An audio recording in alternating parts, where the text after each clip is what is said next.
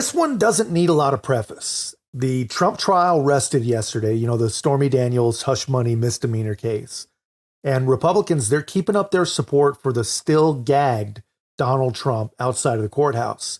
And there was a representative from Florida, the daughter of people who literally escaped communist China.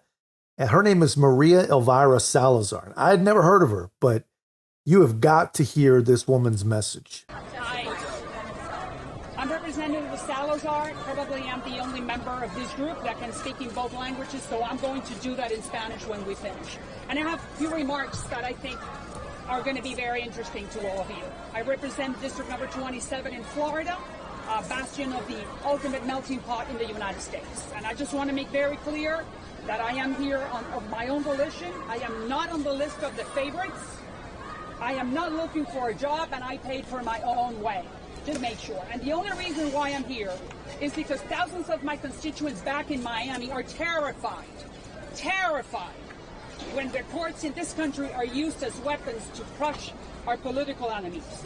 Regardless of what you think of Donald Trump, regardless of what you think of him, regardless of what you feel about him, regardless whether you're going to vote for him or not in November, Donald Trump is not the only one going through trial. We all are. And I'm not sure if you know that, but that's the truth.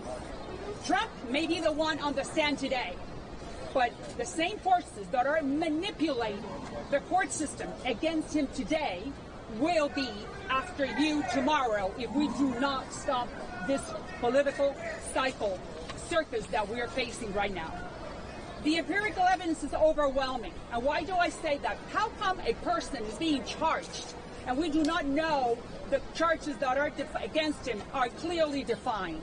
That is all political. That happens in Cuba and Venezuela, not in the United States. How come the federal prosecutors 6 years ago decided not to touch this case, but somehow the state prosecutors in New York decided that it was the right timing? Because it's all political. Why there are no audio recordings? Don't you guys want to hear what's happening? How come there are no cameras in the courtroom? Why is that? Because it's all political. You know what? My parents are Cuban-Americans. They are political refugees. They came from Cuba 60 years ago. And political trials happen in banana republics. In banana republics, not in the United States of America. Thousands and thousands of my constituents, and that is why I am here, not because I'm one of the favorites, but thousands of my constituents come from those countries, the Cuba, the Venezuela, the Nicaragua, very close to us.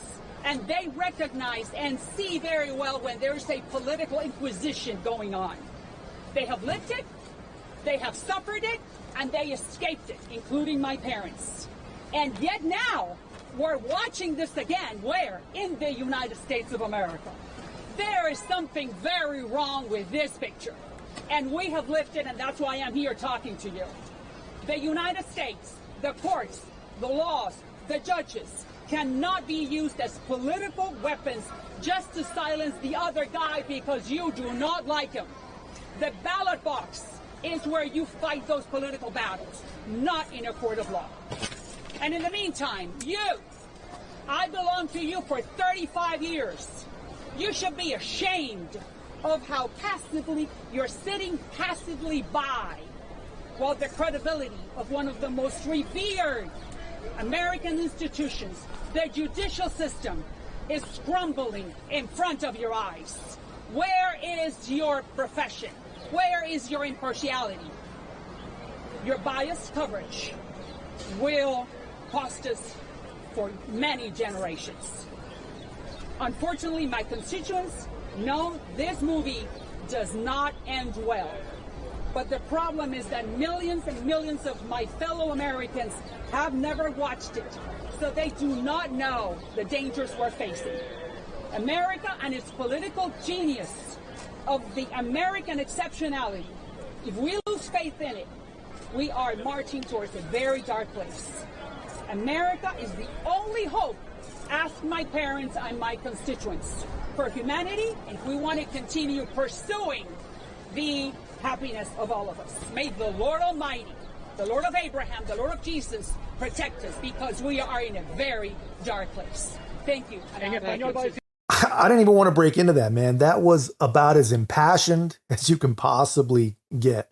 And I know I'm a little biased, but you never, ever, ever really get that kind of feeling when you watch a Democrat speak. Everything they say, at least, and again, I'm biased, but everything they say feels fake. It feels contrived. And I think it kind of has to be, because most of everything they believe, or most of everything more accurately that they expect you to believe, is all based on lies. It's all based on mischaracterizations.